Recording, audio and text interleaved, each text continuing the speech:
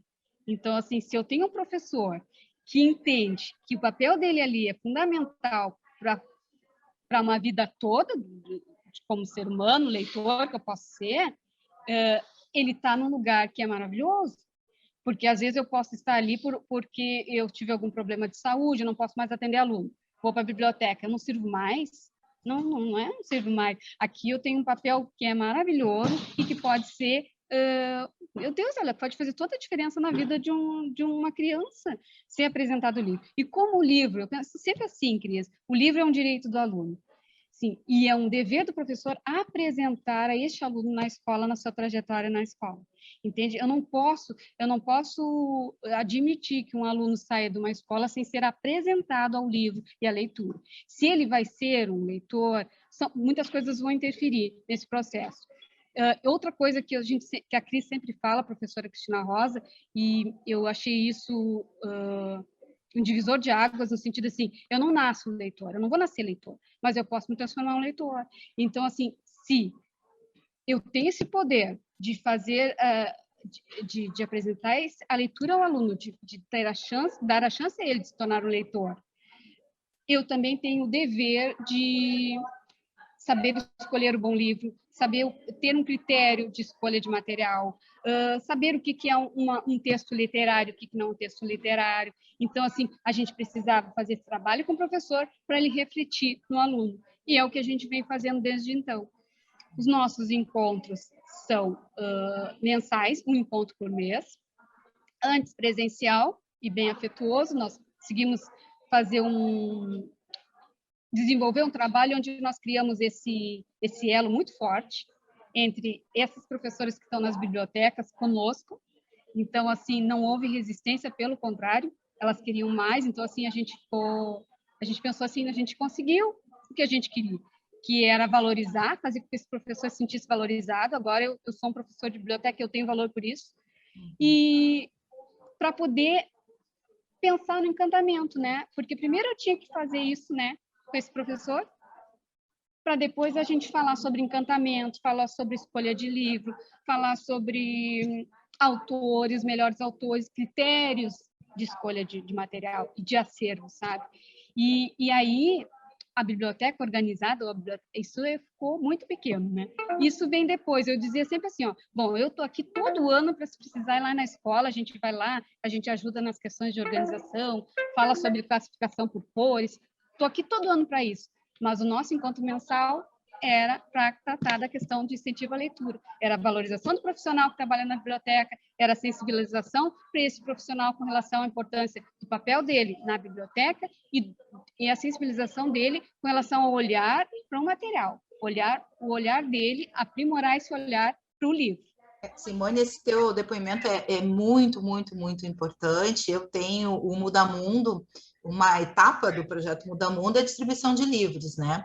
E desde que a gente começou nessa distribuição de livros, a gente entendeu a importância de sensibilizar os professores e os professores na biblioteca, na sala de leitura, né? Porque essas realidades no Brasil, como tu disseste, muitas escolas nem biblioteca têm. Às vezes tem um cantinho. E tu sabes que, às vezes, as escolas recebem livros que sequer saem das caixas, né? Que ficam guardados né? Então, assim, se a criança tem direito ao livro, a escola tem o livro, ele está guardadinho lá embaixo da mesa da diretora da escola, né? Porque não foi organizado, porque não foi sensibilizado, né? E, infelizmente, a gente deveria ter um bibliotecário por escola, a gente não tem. E eu lembro, falando, eu me lembrei, quando eu fiz, na minha época, primeiro grau, o castigo era ir para a biblioteca, para o aluno. O aluno que não se comportava, olha, se tu continua assim, tu vai para a biblioteca. Né? E a gente construiu isso, tanto para a criança, como a biblioteca, aquele espaço que a gente não pode mexer nos livros e que é chato, como para o profissional que está lá, que também está de saco cheio e nem sabe por que, que tá, o que, que ele está fazendo ali. Então, assim, isso há 50 anos, né? Então, assim, e isso continua. Então, é muito bacana, assim, ouvir o teu depoimento, né? De sensibilizar, porque a gente só vai formar leitores, que é o objetivo, se a gente fizer isso, assim, sendo um leitor também, né? Estando também encantado, sabendo do que o livro oferece para a gente. Muito legal.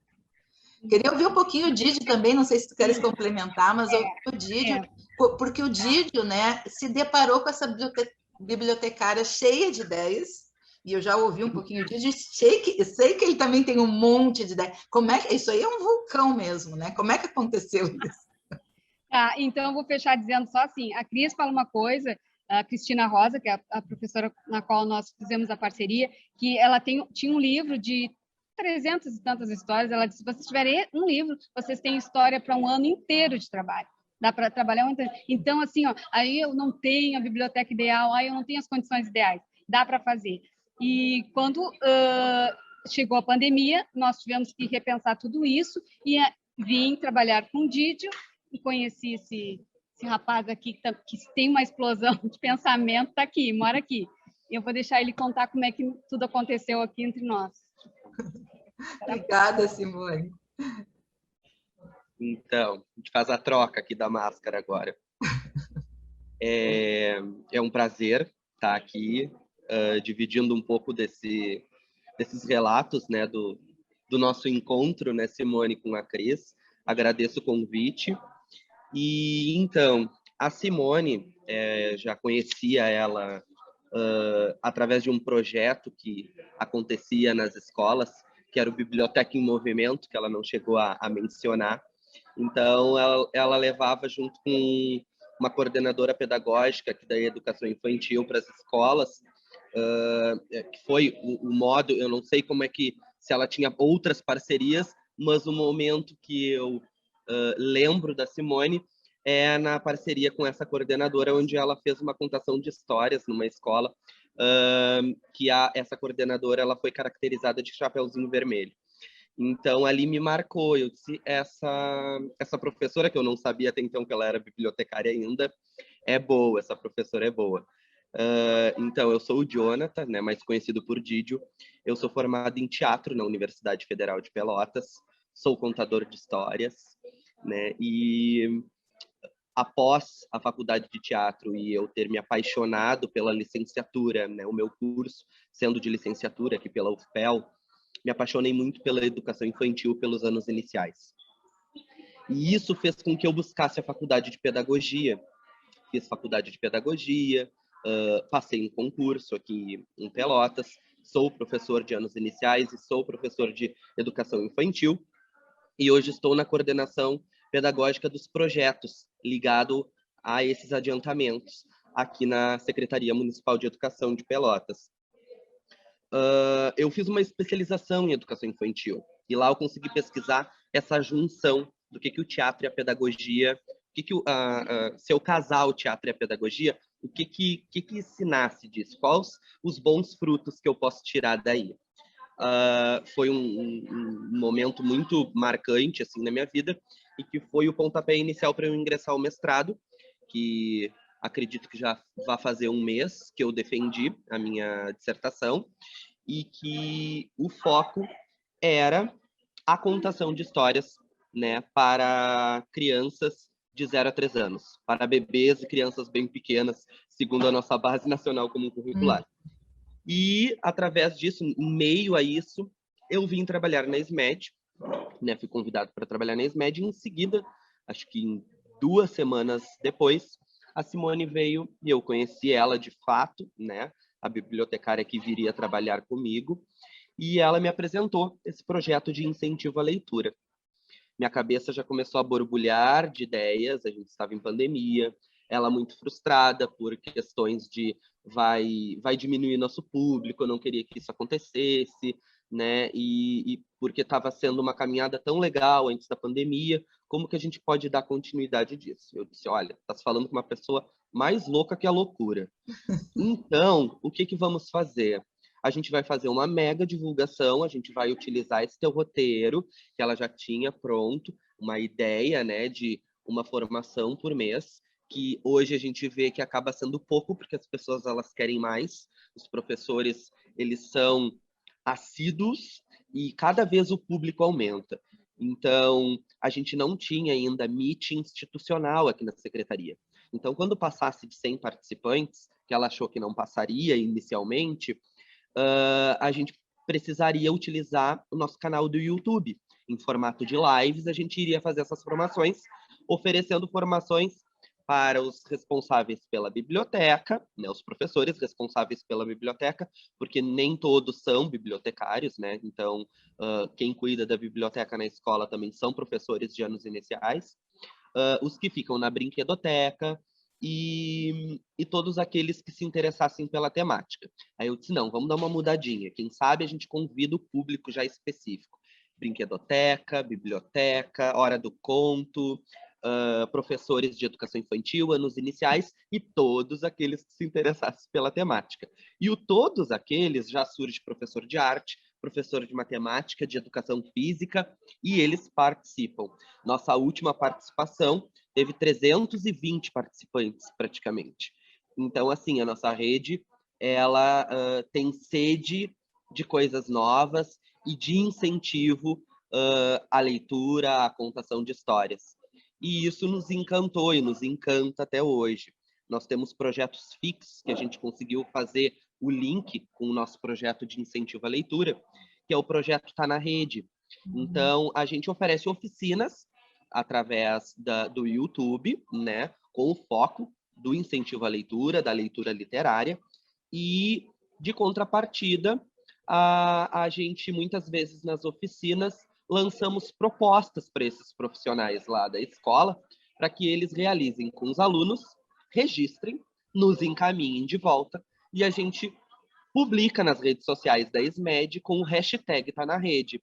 Acaba divulgando o trabalho dos professores que estão sendo realizados nas escolas e contribuindo também, né, de uma certa forma, com outras escolas que estão sem ideias, estão partilhando experiências, né? Então, a gente já recebeu também esse link com o estante de histórias, que eles receberam também a oficina. A gente vai receber, já recebemos e vamos receber ainda a participação do autor Rodrigo Munari, que, né, presenteou a Secretaria de Educação com a obra incrível História de Salvador Penacho. Então, já foi uma proposta para as professoras estarem realizando, né, Simone, uma contação de história diferente, né, com tudo que elas já receberam de informações, né, e de ideias de como fazer a utilização desse livro nas escolas, ou de qualquer outro, mas agora especificadamente desses, e que como que a gente vai passar essa leitura para as crianças, como que a gente vai contar essa história para as crianças lá na escola,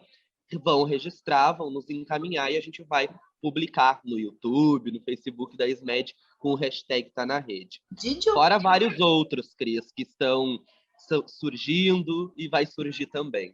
Me diz uma coisa, o professor que está nos assistindo, que não é de Pelotas, sei lá, que é da Bahia, né? A gente conversa com professores do Brasil inteiro, pode ter acesso a esse material? Como seria para a gente colocar até uma legenda?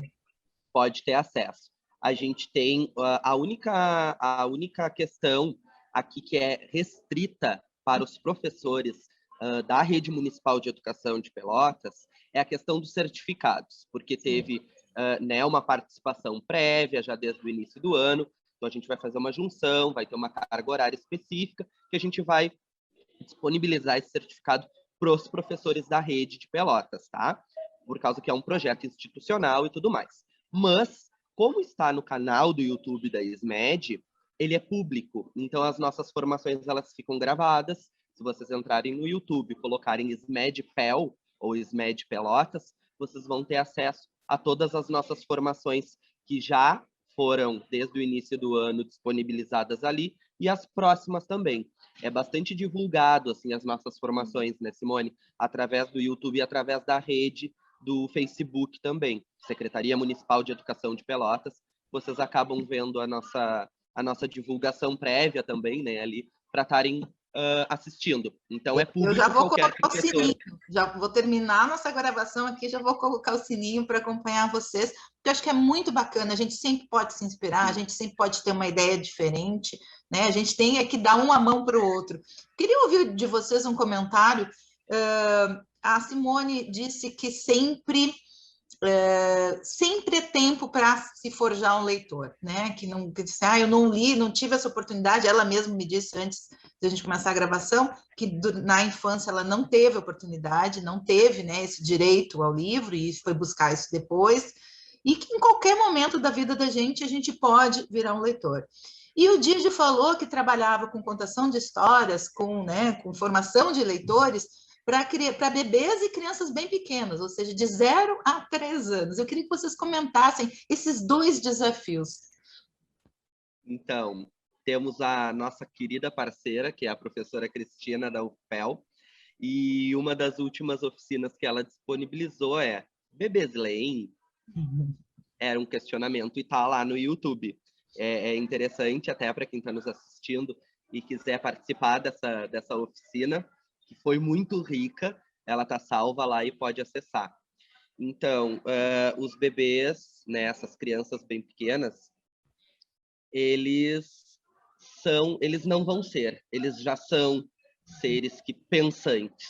Então, eles nos mostram, eles dizem pelo corpo, por troca de afeto, troca e variação de afeto. Então, ter esse olhar atento, né? Esse olhar preciso para esses sinais que essas crianças nos passam, e é nesses sinais que a gente tem que utilizar como um ponto de partida para entrar com a leitura, seja ela leitura de leite, seja ela em formato de contação de história, de teatro, de dança, de música, e é nesse sentido assim que a minha pesquisa, né, no mestrado, espero que doutorado agora vá falar, e contando com a participação dessa nossa experiência que a gente está tendo aqui, né, Simone? Não sei se queres acrescentar alguma coisa. Vou tirar. Assim, ó, eu falando e veio assim na memória uma situação muito bacana que eu vivenciei com a Biblioteca em Movimento, que eu não tinha falado no início. Foi uma experiência antes das formações, e o que eu fiquei muito impactada com, porque assim, antes disso eu não pensava sobre o bebê ler, não pensava nisso.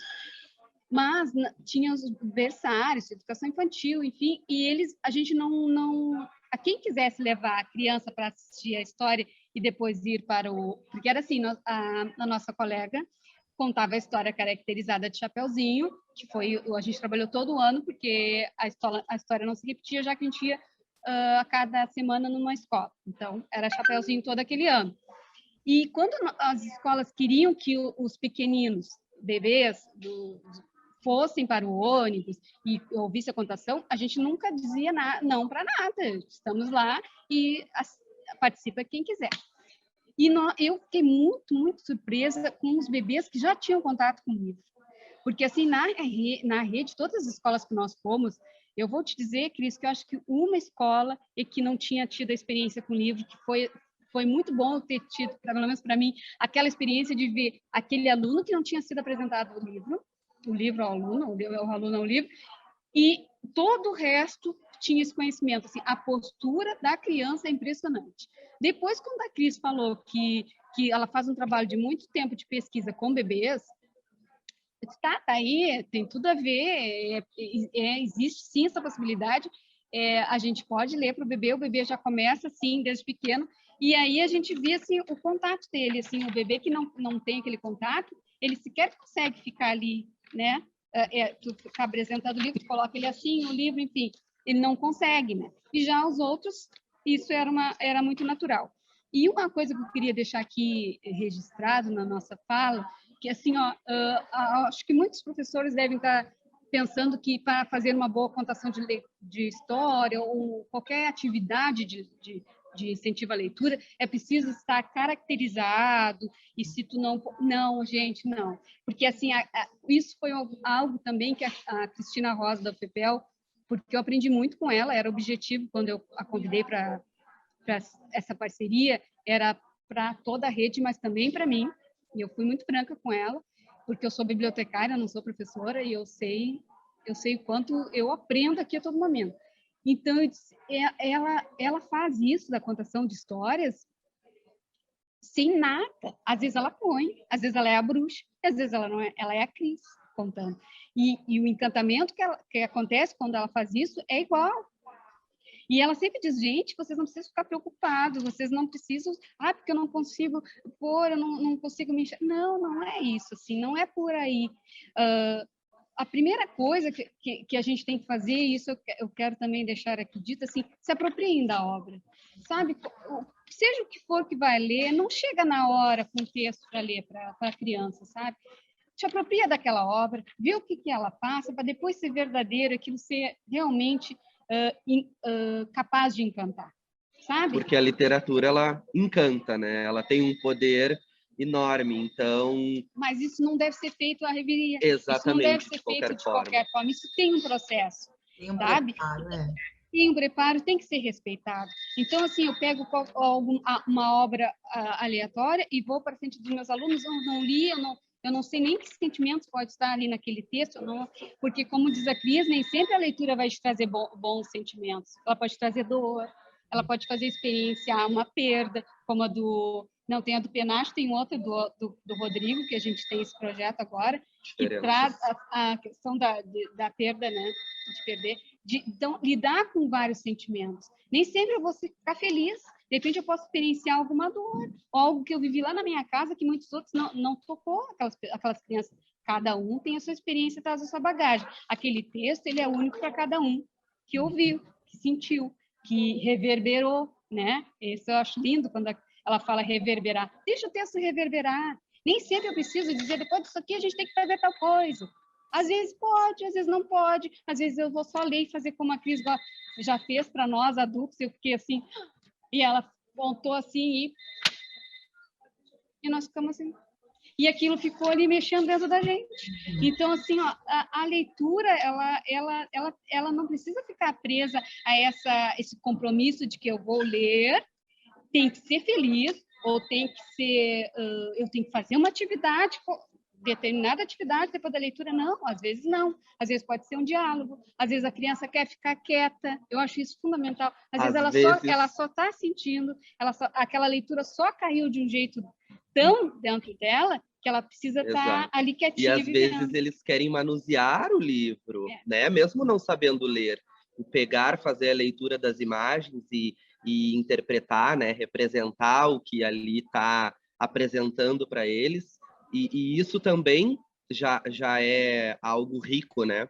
De retorno que aquela leitura, que aquela contação de histórias ali afetou aquela criança. E isso até a professora Cristina também ainda menciona isso muito, né? Que os bebês, as crianças bem pequenas lá, na faixa etária de uns 2 aninhos de idade, gosta, né, de fazer essa representação, de pegar o livro, de saber que tem que cuidar, de saber folhear, né, e fazer essa leitura. Isso é muito rico, né? Muito, muito lindo. Eu sou suspeita porque eu tive o privilégio, né, de nascer numa família de leitores, né, e eu sei que isso é um privilégio, e com certeza isso transformou minha vida e transforma até hoje, né? Assim, tem livros que é bem isso, às vezes é um processo interno que isso, nossa, mexeu muito comigo. A gente poder oferecer, né, compartilhar isso com outras pessoas é demais. Eu queria, gente, nós 3 juntos, olha, a conversa vai.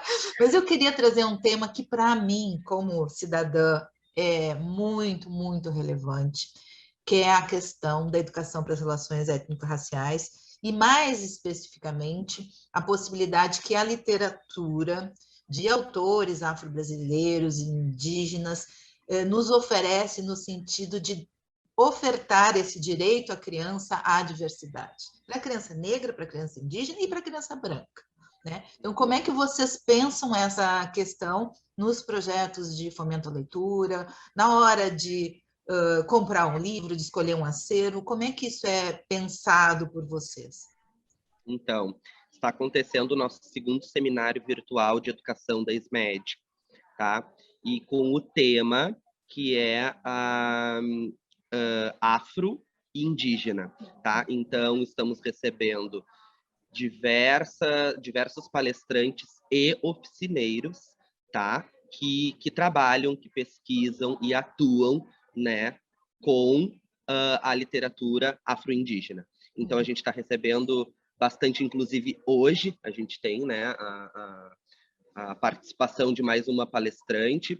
Eu até faço a mediação de alguns desses encontros e a gente está fazendo esse link também com o nosso projeto, para que oferecemos, né, para toda a nossa comunidade escolar esse contato também com essa literatura. E, obviamente, está nos nossos planos de a gente vincular algo específico do nosso projeto de incentivo à leitura para ser transmitido lá no YouTube. Não sei se a Simone quer complementar essa ideia. Muito importante isso que... Eu estou te chamando de Cris desde sempre, como, né, te conheci ontem, mas eu te chamo de Cris. Se me chamam de Cristiane, eu acho que estão bravos comigo. Então tá, por favor. Então, assim, Cris, isso que tu colocaste agora é muito, muito bacana ter perguntado, porque, assim, ó, como diz o Didi, a cabeça da gente vai indo, assim, 1 milhão de coisas.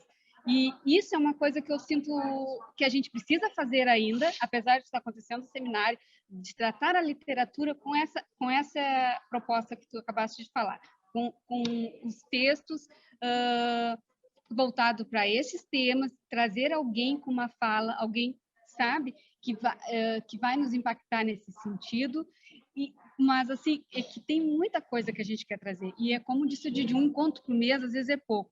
Outra coisa, além dessa temática que tu colocaste agora, outra coisa, matemática e literatura, é nos nossos planos também, sabe?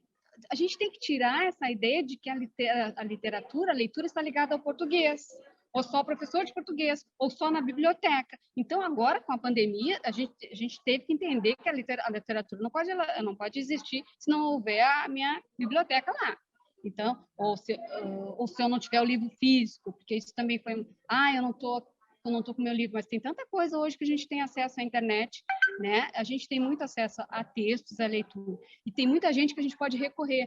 A Cris mesmo, a Cristina Rosa, está sempre disponível.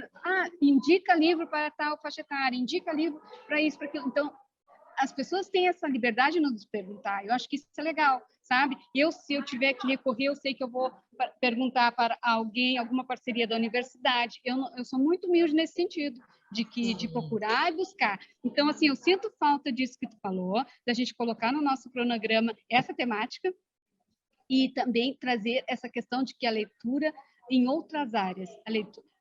Temos, sim, um nome bem legal aqui em Pelotas, que ele não sabe ainda, mas a gente tem que é um contato para ele falar da matemática e a literatura. Então, são planos que estão no nosso pensar aqui, mas às vezes a gente tem, por exemplo, a literatura e a matemática era algo que seria para agora, mas aí veio uma outra demanda que foi nós fomos presenteados com a obra do Rodrigo, entende? Aí ela entrou na frente. Então, assim, as ideias e as necessidades são muitas. A gente só tem que organizar, né, Didi? Exatamente. E ir fazendo. Mas a questão do nosso seminário, como eu já tinha mencionado, até procurei aqui, é a literatura afro-brasileira e indígena na formação de professores. É o título, né, do seminário.